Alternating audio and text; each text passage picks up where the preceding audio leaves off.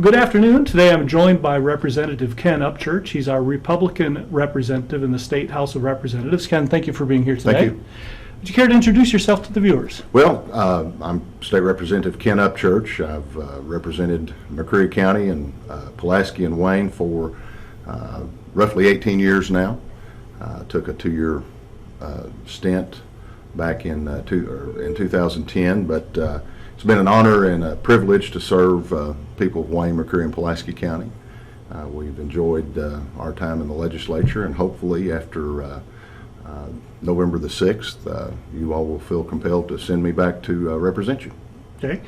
Well, let's get this out of the way first. The elephant in the room obviously has been a lot of attention paid on what the legislature and what the governor's also tried to do with the pension system. Can you just give your thoughts on everything that transpired and everything that will come to pass? Well, the elephant in the room is the fact that every man, woman, and child in the Commonwealth of Kentucky owes roughly $10,000 to the Kentucky pension systems. That's in addition to all the other taxes, fees, things of that nature that we have to pay, property tax, sales tax, all that we pay each year. The bill that is due on each taxpayer.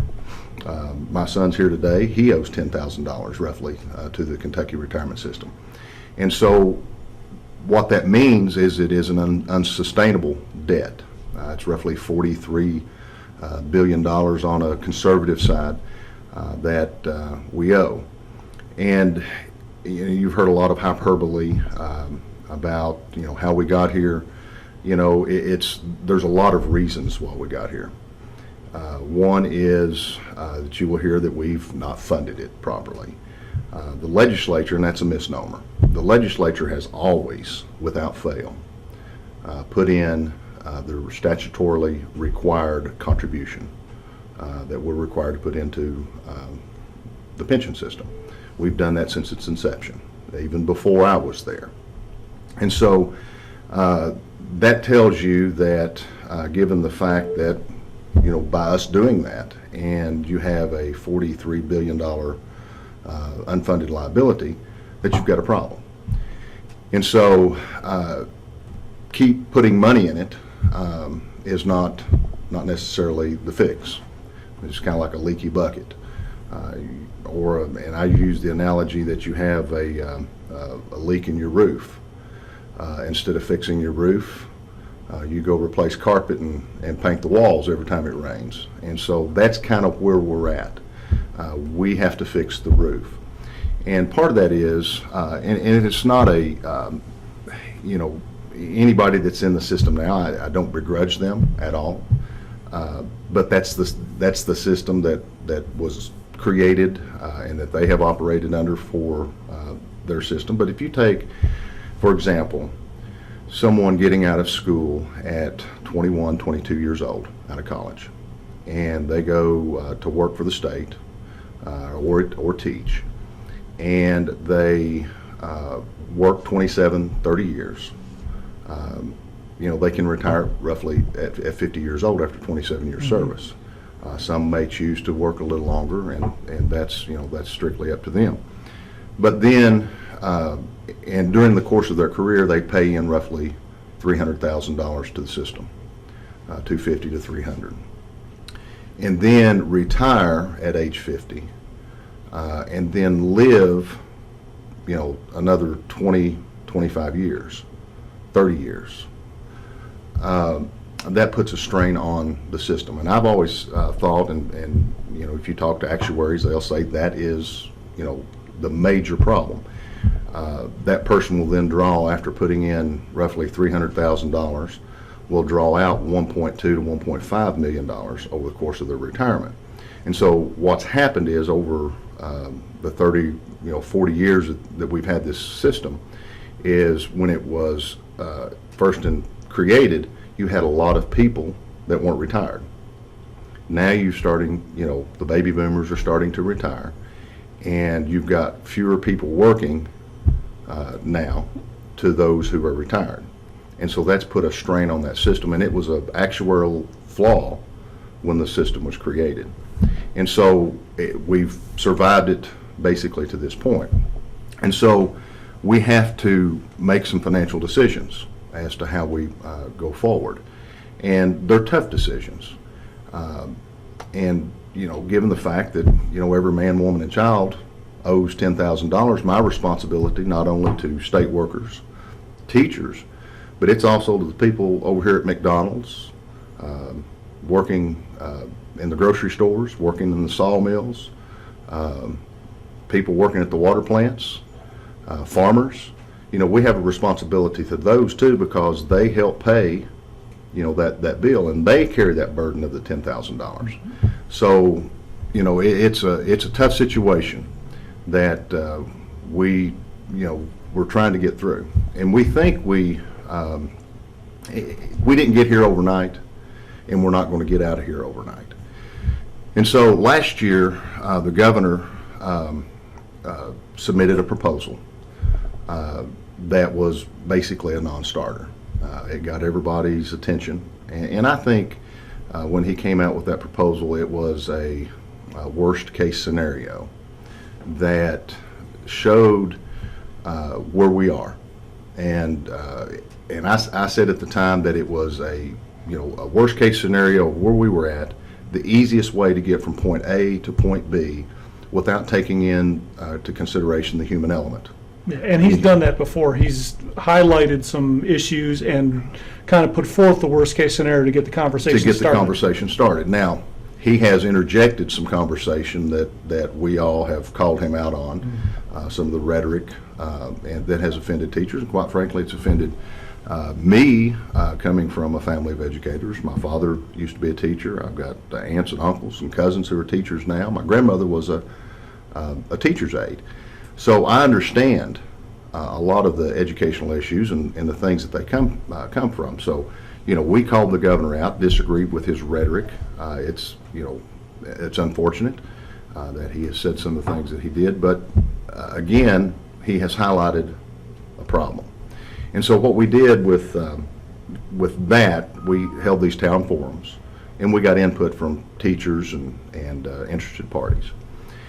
And along about November the 5th of last year, the K groups, what they're called the K groups, Kentucky Education Association, Kentucky Retired Teachers, Kentucky School Boards Association, superintendents, they submitted a proposal that basically mirrored, in a lot of ways, Senate Bill 1. So we had the governor's proposal, and from that was drafted Senate Bill 1. But in between that, there was another proposal submitted by these groups, which, by the way, KEA supported. And then the number one issue in that was, you know, there were some things with a 20-year delineation where teachers who had under 20 years would have to work longer. This is Senate Bill 1. And a few things like that teachers found unacceptable. So we pared that back to two things. Number one was a cap on sick days. Two was putting new hires into a new system. And so that was the two things that happened in Senate Bill 151. I know KEA and a lot of people like to call it the sewer bill. And that's political hyperbole. You know, we didn't call it the sewer bill, they did.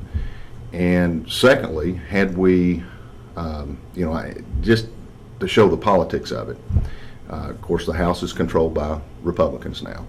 But had the Democrats passed the same bill, taken that same bill that had to do with wastewater facilities that they've nicknamed the sewer bill, had the Democrats done that and passed it in the same manner, but instead of inserting language concerning pension bills, put a $10,000 a year raise for teachers, the question I ask is, what then would you call it?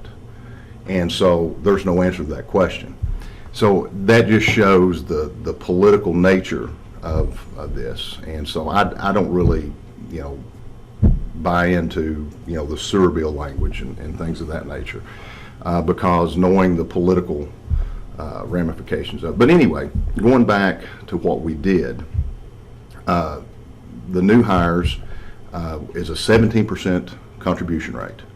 So you take a teacher starting out roughly $35,000 a year. Some schools are $32,000 to $35,000. Let's use $35,000. In their retirement system, they will have roughly $6,000 annually contributed to their retirement system. And so that is something that you don't see in the private industry at all. $6,000 over a course of 30 years is a lot of money with the growth. And so, and of course they get their raises and stuff like that. And so that contribution will increase, plus the growth and the retirement plan. They own that plan. They can move it. If, say, you've got a teacher that teaches for 5 years, 6 years, 7 years, and says, this is not for me. They're no longer bound to stay in that profession because they've got the retirement years in the system we have now. They're no longer bound to have to work that 27 years. They can take that and roll it over into a new retirement system anywhere they want. If they go to work in private industry, go out to work for themselves, they just roll that into a mutual fund. It's more like a traditional 401k. It's similar to a traditional 401k. They get to manage. It's TIAA CREF type investments. They will get to determine what investment format they go in, whether it's high risk, medium risk, low risk. And so they can determine that. And so someone younger starting out will put their money in a high risk, fast growth. As they get a little older, they'll put it into a moderate risk, and as they get closer to retirement, they can put it into a lower risk. So if you talk to financial advisors, they will say, and even KEA themselves have said that this new system is a better system than what they're in. And I said KEA, Jefferson County Teachers Association, along with the Kentucky Retired Teachers, I think. There was some organizations that had their actuaries look at it back in April, and they said this is a better system than what we have now. And so thus they encouraged their teachers in Jefferson County not to strike because of Senate Bill 151. So there's been a lot of hyperbole things over this issue, but at the end of the day, this new system, if it's upheld in the courts, will be a better system than the system that teachers retire in today. The actuaries have shown that a teacher will retire at roughly $10,000 more a year in retirement benefits than a teacher that's in the current system. And so, those two things is what was in Senate Bill 151, and I've always found it confusing when I talked earlier about the shared responsibility plan that came out on November the 5th that was supported by KEA and a lot of the other K groups. The number one item on their recommendation was a cap on sick days. And so they capped them as of June 30th of this year. What we did in Senate Bill 151 was cap them as of December 31 of this year. There's a lot of confusion as what sick days are. Teachers get to accumulate sick days over the course of their career. They get roughly 10 a year. And so at the end of their career, they retire and they get a cash payout for whatever sick days they have accumulated. And so that payout then goes to their final year's salary. And they will retire on an average of high 5 or high 3 or whatever, whatever they're retiring at. But then that boost, if they've got 100 sick days, then they get a pretty large lump sum payment, and then that payment goes onto that last year's salary, Which then boosts their average over a course of 5 years, and so then they retire on that average. So we've changed it as of December 31 of this year. Whatever you have banked as of December 31, you still get to use for retirement purposes, and you still get paid for them. After December 31, you only get paid for them, but you don't get to use them for purposes of enhancing your pension.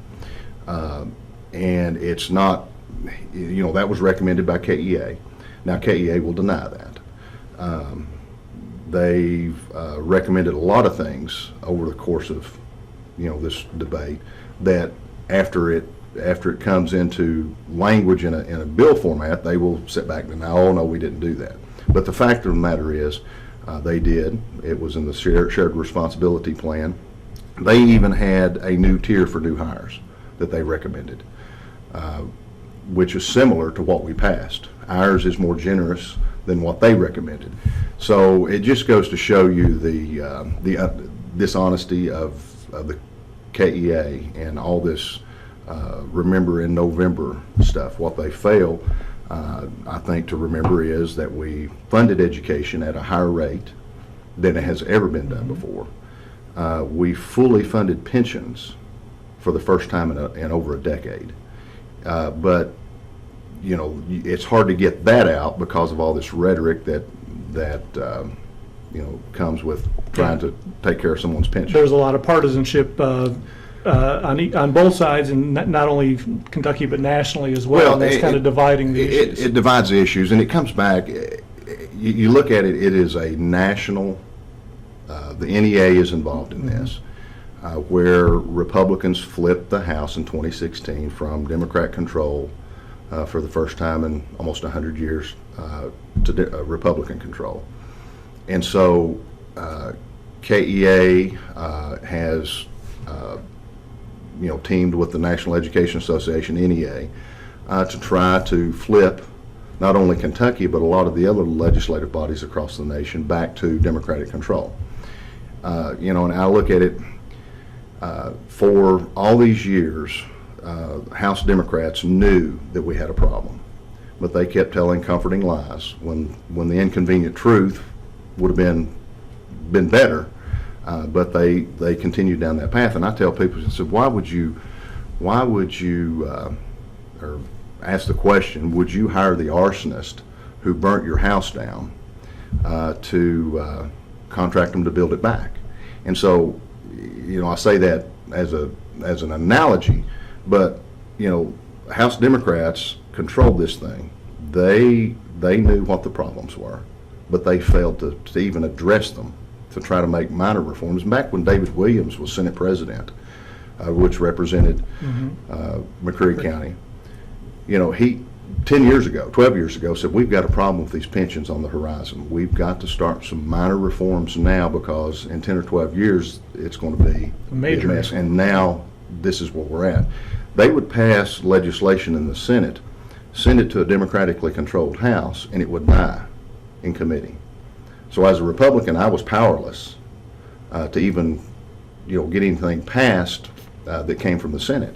And so it goes back to telling the comforting lies instead of the uncomfortable truth. And so that's kind of where we're at with pensions. We'll have to wait and see how the courts rule on this, but I'm hopeful that they uphold the law, because it had its 3 readings. The measures that were in it were supported by KEA in other proposals that they signed off on.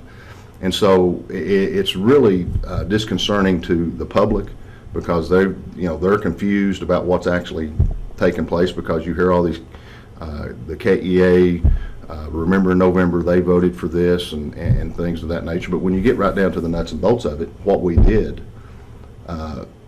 most people agree with. And even a lot of the teachers that I speak with, they say, we thought you passed Senate Bill 1 or passed the governor's plan. Yeah. And we look at this, and now it's nothing like that. It's actually a good thing, and it helps sustain the pensions going forward. Okay. Another action by the legislature this past year is the service tax, taxes on services. You want to give a brief on how that came about and the impact it has, and any foreseeable changes? Well, what we're trying to do is eliminate the state income tax. And so by doing that, you look at other states and the services that they charge taxes on, limousine, taxis, dry cleaning, things of that nature. We didn't charge sales tax on that. So what we did, in an effort to get rid of the state income tax, we have to broaden our base on or sales tax. So we've broadened the base, and now I voted against the tax bill because I think there were some things in there that I didn't necessarily agree with. I wanted more of an overall tax reform. This just kind of scratched the surface, but the course that we're trying to take is eliminate the sales tax, broaden the base by including some things that we've not paid taxes on before, that other states charge. And then what we did was lowered the state income tax from a 6% rate to a flat 5%. And so that is the first step. Kansas did a similar tax overhaul back a couple of years ago, but they did it all at once, and it threw their budget into budget shortfalls. And so we were advised to take it in slower steps. Broaden the base first, lower the rate, broaden the sales tax base, lower the income tax base. And also now with that in place, you can have a better idea of what to expect in revenue What to moving expect forward. for revenue. And then next would be to raise the income tax, or raise the sales tax, but lower the income tax more. It's going to be anywhere from a 4 to 8 year process to get us where we need to be, which will make us more competitive with Tennessee, Indiana, Ohio, our surrounding states, that will make Kentucky, more competitive. We've heard, why don't we, get rid of the income tax and raise the sales tax, and that's what we as House Republicans are working toward. But we also know that you can't just do it overnight because it throws everything into chaos. And so we don't want to have everything in chaos. And so it's, short-term changes, and I think at the end of the day, it'll be a long-term benefit. And just the things that we've already done. Kentucky, since the House Republicans took control, we've created over 20,000 jobs in Kentucky. We've had over $650 million of new investment. Matter of fact, that's even a bad number. It's over $1 billion of new business investment coming to Kentucky. And so with that, you get more people paying taxes, which makes our budget. And as a result, we're going to have roughly $1 billion budget surplus after when we come back next year. And so, the thing in the past, what's happened in the past, we have a budget surplus where we got to spend money on projects. We, as House Republicans, are going to be the adults in the room, and we're going to do that for the first time in a long time. We're going to pay down this pension liability to get this to where it's sustainable. Okay. And you mentioned, of course, next year, and it won't be long before you're back in session again. What things do you envision coming up in the next cycle? Well, we just came out of a budget year, and so you always have these short sessions now in odd-numbered years, and a lot of it is cleanup legislation. You pass something, there's unintended consequences, you have to go back and adjust, and so that's basically what this session will be. It'll be more policy-oriented, adjusting some things, and you don't have to deal with the budget. And so that's kind of what this session will be. And I know another thing that you worked on some last year was the TVA bill. Yes. That's going to get some money, McCreary County particularly, getting some money from that tax in lieu of, or payment in lieu of taxes Yes. from TVA. Is there anything else on the horizon you think that will benefit McCreary County or your district? Well, I think that TVA bill, which I was a co-sponsor of, is going to help. It goes towards economic development. And so that will give McCreary County a bundle of money going forward each year that they can use for economic development projects. And so that's going to be one thing. And then the other thing that we, as chairman of the House Transportation Committee, I was going to bring that up. we've shepherded the 92 project, where House Democrats tried to take it away back in the 2016 election or 2016 session. I was sitting in the House and looked at the road plan that they had submitted, and Highway 92 was not in the road plan. And so I immediately called the Senate President and Senator Max Wise and said, we've got a problem here. And so once they put it back in the Senate and in the negotiations, and so, that was, we saved that project. And then shepherding it on through and being House Transportation Committee Chairman, I was able to include in the budget this session is something that I think will benefit McCreary County, but it'll benefit Wayne and all this southern region. Is we've got 92 coming from 75 that will be completed. Then from 92 from Stearns over to Monticello is it's a curvy, rough road, but it goes to the Daniel Boone National Forest, some of the Big South Fork National Recreation Area, and a lot of beautiful views. And so the cost of building 92 from Monticello to Stearns is not going to be economically feasible at this time. So what I wanted to do was make 92 a scenic route. And by making it a scenic route, there will be on Google Maps, on 75, it'll say 92 scenic route. And so that will direct traffic off of 75 over to Stearns, over to the railway, downtown Stearns, and we know that Hal Rogers has secured some funding for that. And so that will make that a possible tourist destination for McCreary County. And then you've got the Big South Fork, the National Recreation Area, and all the trails that we have here in McCreary County. So that will give people that just go up and down 75 that doesn't know that, hey, we've got some beautiful territory over here in McCreary County, that will give them the opportunity to see that. And then going from Stearns over to Monticello, you've got the route that is a beautiful drive. And then you've got over Monticello, Lake Cumberland, Mill Springs, the Mill Springs Battlefield, National Battlefield. So it's going to benefit both Wayne and McCreary. We put $1.5 million in this year's state budget to do that, to begin that process.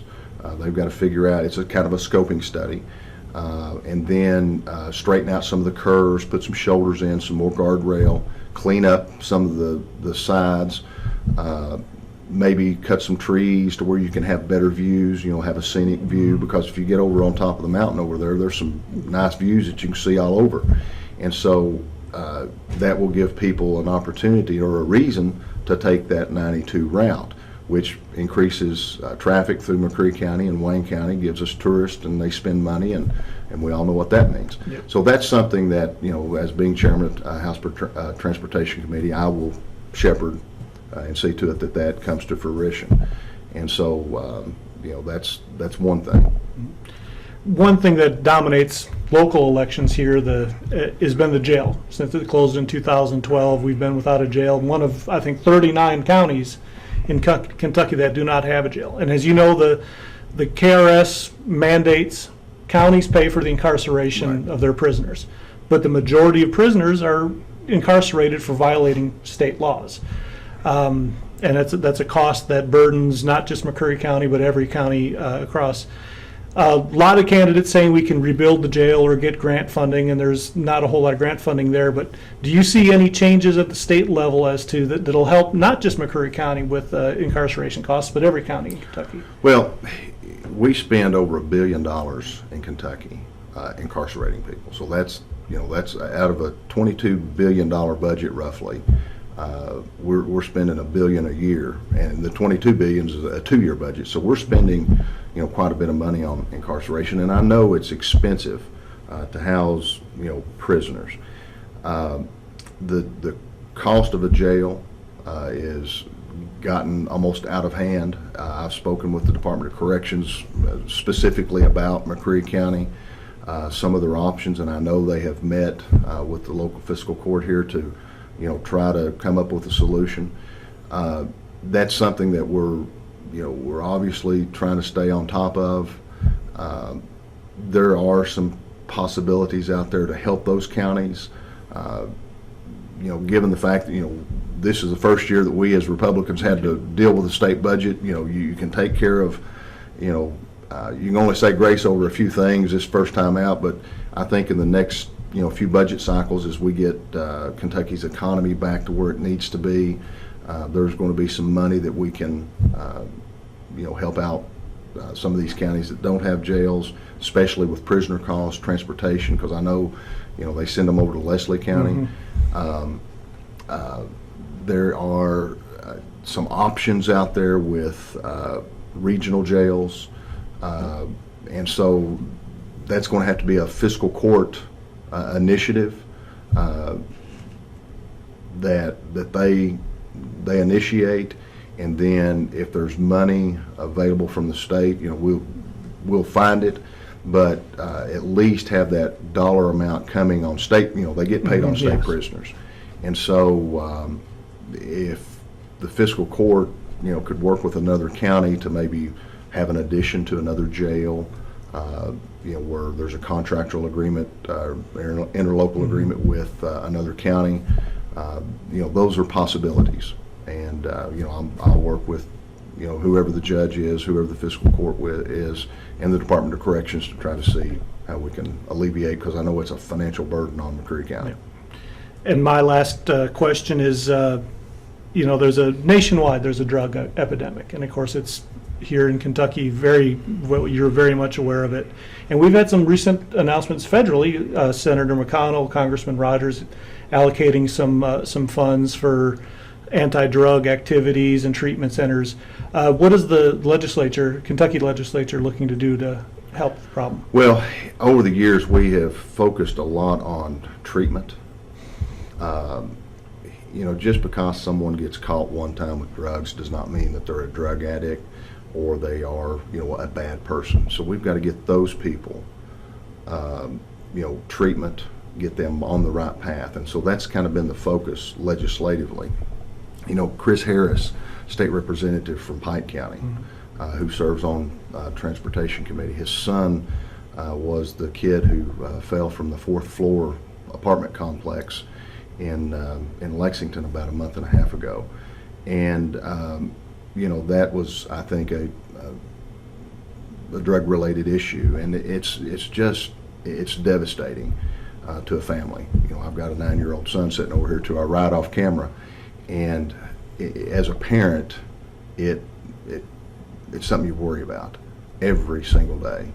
And this kid was 19 years old, my son's 9, and so 10 years from now, that could be my son.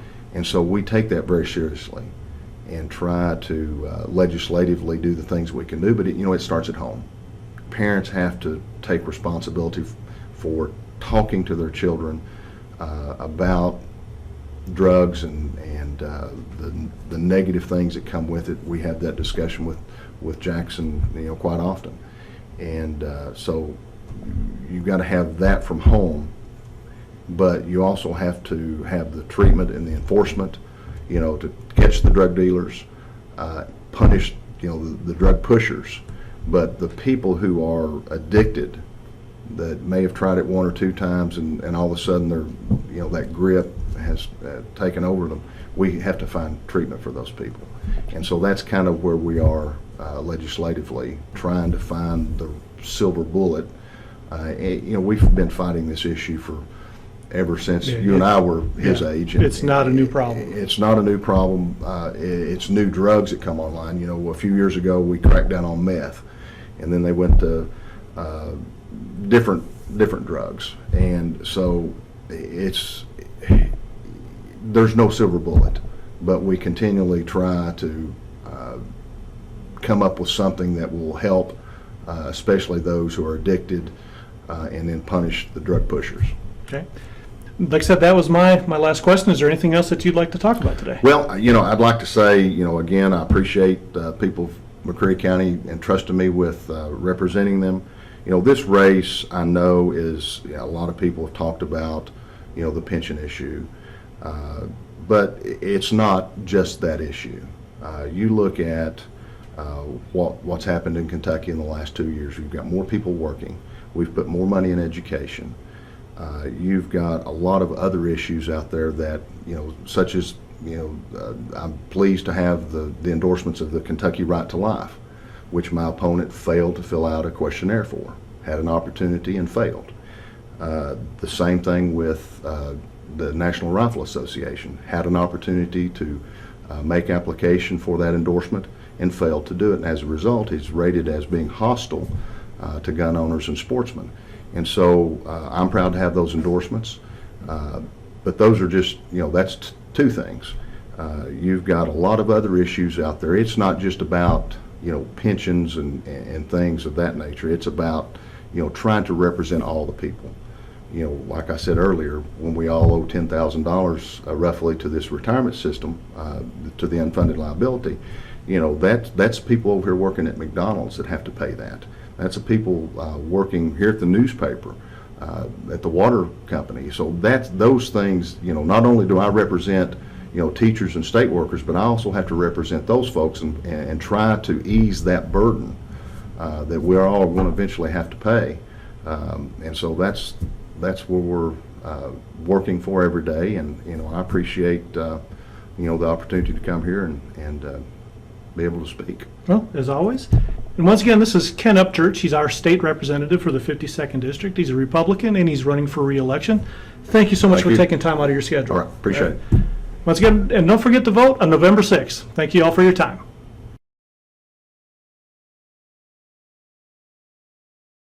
Good afternoon. Today I'm joined by Dean Sumpter. He's a Democratic candidate for the 52nd District House of Representatives seat here in McCreary County. I'm going to start over again. I started rambling on. I lost my train. All right, I'm going to go 3, 2, 1. And good afternoon. Today I'm joined by Dean Sumpter. He's a Democratic candidate for the 52nd District House of Representatives seats here in Kentucky. Dean, thank you very much for being with us today. Thank you for having me. Okay. Would like to take a moment to introduce yourself to our audience. Hello, I'm Dean Sumpter. I'm a native of Wayne County, Kentucky, and I'm the Democratic candidate running, as Mr. Bird said, in the 52nd House District. This is my first time running for a political office, but I've learned quite a bit, and I'm very excited to start representing you if you see fit to vote for me. Okay. One of the main issues on this campaign this year is, of course, the pension system. Right. Just kind of want to get your thoughts on the changes that were made. Do you have anything you want to see changed? Is there any solution that you see that you'd rather advocate for? Well, I think the most important thing is to make sure that it remains as a defined benefit rather than as a defined contribution, which is what was passed in SB 151 for new hires at the state level or for new state employees. I think it's very important, I think, for both local economies and for the state economy in general, to make sure that state employees, which make up approximately 20% of our workforce, have the financial security that they can get through a defined benefit rather than a defined contribution, as was in SB 151. So I think that the biggest thing that we have to do is we have to make sure that it continues to be funded. Now, it was funded in the last legislative session, and that's wonderful that it was. But we have to continue that, and we have to make sure that we are dedicating the resources that we need to, and we need to make sure that at the state level we're doing everything that we can to have the revenue available to make sure that it's funded. Okay. If elected, you'll be joining the session here come, I guess it starts next February, but it'll be a short session. It won't be a budget session. Is there anything that you'd like to work on in your first session? Well, I think in this first session, with it being a shorter session, it's going to be mainly, I think, kind of cleaning up what happened from the last session, especially if the House or the Senate change hands as far as who's in the majority. So it's going to be I think it's going to be a lot of the same issues that we had in this last session, but maybe following up or repealing or refining, right, exactly, Sure. refining those. So I think that, with the shorter session, now the next session, that's going to be the budget year. Mm-hmm. So that's going to be a lot of conversations with people in McCreary County, people in Wayne, Pulaski, and getting their input as to what they want to see in the budget, what their priorities are, and how we can balance that with the priorities of the rest of the state. Mm-hmm. Of course, you mentioned that the district serves Wayne County, McCreary, and a portion of Pulaski County. Is there anything that you can do through legislature to help your area? Well, I think, and I think this kind of goes back to my last answer, in making sure that we're having the conversations at the local level, making sure that magistrates know, or magistrates are able to tell somebody at the state level what they need for their particular areas, that local county judges, local mayors can have somebody that they can go to, have an open door to make sure that the needs of the community are being addressed. I think that's one of the biggest things about it. Well, it's the most important thing about representation, is making sure that you have your finger on the pulse of the communities. And so having that constant contact with local legislators, local elected officials, and also people in general. How available can I be to the people who talk to me, maybe in Kroger or in Walmart or whatever the case may be, and just seeing what we can do at the state level to help out. Because what the ideas of a state legislature might be could be completely different from what we have, or from what a citizen who has something very near and dear to their heart that they're concerned with. And it's making sure that we can find the balance in that. Okay. Another thing that this previous legislature passed that got a lot of attention this year was the extra tax on services, limo services, pet grooming, and things like that. Right. Do you have any thoughts on that? Is there anything you'd like to see changed? With the new service taxes, and the problem that I have with them is that they are, to me, disproportionately targeting the middle class. The people that have probably the least expendable, or the least amount of expendable income, are the ones that are going to be hit the hardest by these.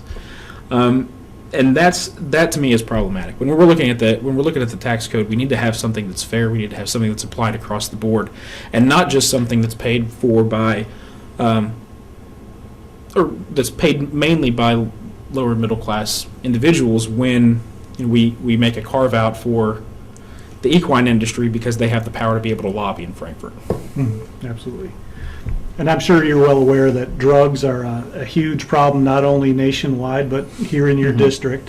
What would you like to see in a legislative session that would help combat drugs in our area? I think one of the things that we have to do is we have to look at what the rehabilitation practices are. How are we getting people that are addicted to drugs off of them, and how can that be something that's sustainable rather than them relapsing and going back onto drugs?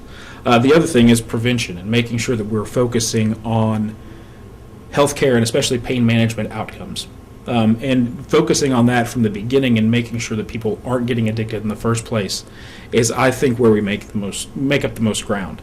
But that also means that's going to take community input. That's going to take acceptance of what do we have to do at the community level to make sure that people aren't getting on drugs in the first place, and that if they are, they have a way to get off of them and stay off of them. And that could come from, if there's state funding or I guess rehabilitation clinics, or maybe partnering with churches or with Narcotics Anonymous and organizations that are focused on providing those solutions. So again, a lot of community input, but also focusing legislation towards pain management outcomes, making sure that people have insurance, especially those that are on Medicaid. I think are particularly susceptible to probably drug addiction, and I think that making sure that people have the care that they need to begin with, and the care that they will need if they are addicted. I think that's the most important thing. Yep. McCurry County is one of, I think, 39 counties in Kentucky that doesn't have a jail. So they're transporting their prisoners elsewhere. Some do go to Wayne County, which is the jail over there is at 180% capacity. Other area jails, the state law requires counties to pay for the incarceration of their prisoners. But the majority of those prisoners are arrested on state charges. And of course, the cost of building a jail, I mean, Wayne County's jail isn't that old. It's relatively new, so they're still paying that off. McCurry County wants to build a jail but can't afford it.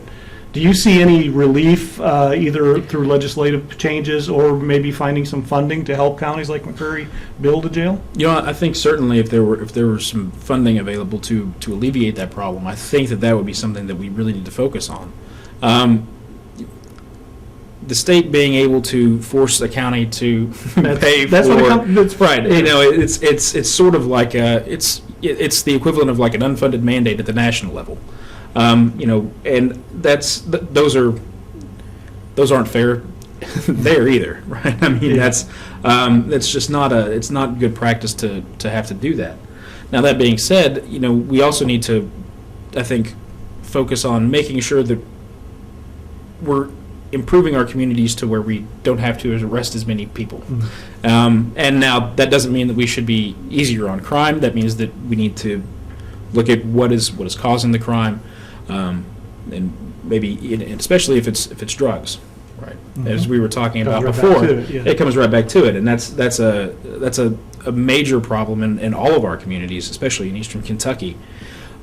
So, you know, if we fix one of those problems, then we do a pretty good job of helping out with another problem as well. But certainly, I mean, if there's funding available, then that is not just for McCreary, but for the other 38 counties that are stuck by that. Right. And it also goes helping with economic development. Yeah. More jobs may mean fewer. Right. Well, and it also means that jails in other counties like Wayne maybe not at 180% capacity anymore. Absolutely, yeah. Well, that's my last question. I'm going to turn the floor over to you if there's anything else that you'd like to talk about today. Well, you know, I just want to, I guess, thank everybody for listening, and hopefully this has been informative, and certainly would appreciate you considering me in November. Okay. Once again, this is Dean Sumpter. He's a candidate for the 52nd House District seat here in Kentucky. Dean, thank you so much for being with us Thank today. you for having me. Thank you all for watching.